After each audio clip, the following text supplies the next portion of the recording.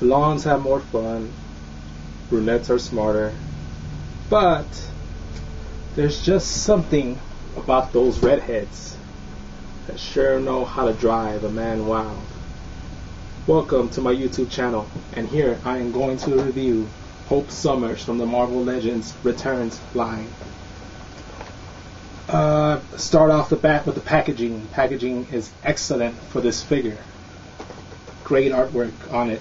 See the Marvel Universe, which is pretty much the line that saved the Legends in my honest opinion.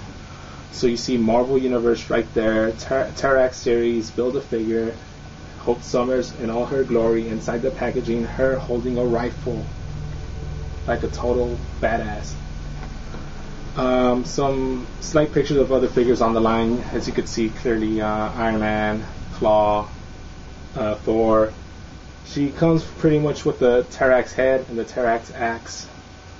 And there's not much else to say about the packaging. It's really excellent. I totally love the artwork up here. You know, pretty much her portrait up here is gorgeous. You know, same thing with the back. You know, just a little blurb about her. You know, with the one destined to save the mutants spelled doom for the universe.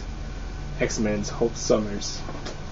Really appropriate foreshadowing, as a matter of fact, because if you've been reading the comics, you would know that she's pretty much playing a huge pivotal role in these comic books, AVX. Now, I want to give my honest opinion on these books, but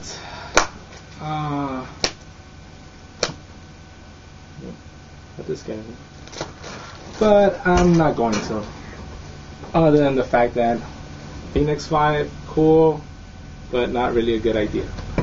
Anyways, other than that, I do like the packaging on this figure. I wish there was some way for it to be preserved. I guess, you know, you're just gonna pretty much open it and that's it for the packaging. It's through, you know, there's nothing else to do about it. I am gonna keep though the cardboard and, you know, the artwork and all that, because it's really fucking cool looking, and that's what I tend to do. Alright then, we're gonna open this figure up and see what she's made of. Out of the box, this figure's just gorgeous. Just look at that. Look at that figure. A little bit blurry, I know, but still, she has amazing points of articulation, you know, in the elbows. Pretty much standard Marvel Legend thing, you know, legs go that way, you know, so she could do splits. Double jointed knees, wow, double jointed knees. Not that much, just something for the ankle, but I don't think it could go that much up and down. Maybe these little leg thingies are, these leg wrists, these leg bands are like withholding it. Wrist, yeah, her hands turn. She has elbow articulation, excellent elbow articulation. Yeah, ball joints on her shoulders, so she can move them up and down. 360. In her center, I don't know. I guess it could just turn to the side. Yeah, articulation right here on the knees, I mean on the thighs. I remember them saying that, I remember seeing a friend of mine have a figure and think this head, if this head could pop off, you could remove the cape and just have her pretty much wear this without the cape, sans cape, which is pretty nice looking ass. The gun, standard cable, Liefeld-esque gun, I suppose. She could hold it because she has the fingers for it. She has that little trigger finger that most of these figures tend to have, especially on her right hand. The right hand she definitely has. The other accessories she comes with are the Terrax head and these axes, which obviously aren't really part of her, but I mean, I have no intention of building Terrax at all, so you know, I might as well just give somebody else a huge axe or something. You also come with this little blurb of Terax, like if I could really care about Terax. I'm sure somebody there does, you know. Oh, Galactus, ooh, that's scary. Hope Summers, let me see. Articulation on the face, yeah, I could see it. She looks pretty gorgeous in the face. She looks like Jean, of course, a slightly younger Jean. Other than that, I guess we could just make size comparisons to other figures in the line. Matter of fact, let's compare with the original herself, Jean Grey. This is the comparison in size. So let's see, back to back. Whoa.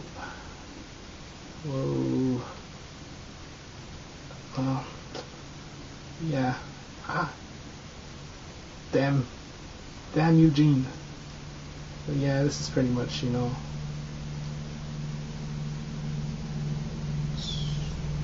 size comparison between them two. Let's try somebody else. Let's try a DC Select, because they tend to be slightly taller than the rest. This is Mara, who's staring angrily, really angrily at Hope. But yeah, that's Mara and Hope, size by size comparison. Let's try one closer, I suppose, in size to Hope, Black Widow from the last Marvel Legends wave before this one, the 2-packs. This is 2-pack Black Widow. Hopefully caught on to my pattern of women. But we're gonna break that pattern and obviously go with a male figure from the same series, which is Bucky Cap. So yeah, Bucky Cap and Hope Summers. Yeah, you could see a slight. You could see a slight difference, I guess, especially in body size and especially in height, since Bucky Cap is a male and Hope is a female. Other points to note about this figure is that the painting is pretty good, as a matter of fact. I don't see any... I see a slight wash on the green, on her green bodysuit. There's a slight wash, and it's slightly... I wouldn't say full-on metallic, but I would say a pseudo-metallic coating of paint on it, as you could see it being reflected right now by the light, by my light. It's like pseudo-metallic, and there's a slight wash, like slight shading in certain areas of the bodysuit, like the same way it would be on a person's suit. Pretty much the trim, the yellow trim around the suit is pretty consistent and it's pretty well painted, as a matter of fact. Let's see, yeah, these wristbands that are on her hand, they turn along with her, so that's yet another point of articulation. Her elbows bend good. Everything about this figure is pretty good. I would say that it's probably one of the finer female figures that I've seen so far. I love the cape. Love how greatly detailed the cape is, especially in how it has certain holes. You can see one hole like right there.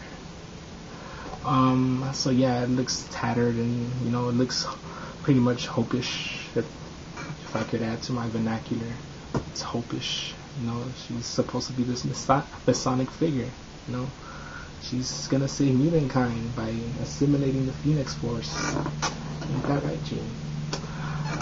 Because it worked out so well since those previous times. And great figure, I gotta say, great figure. Props to Hasbro for making a good female figure, and I'm really glad that they're already gonna debut this new female sculpt, this female body sculpt.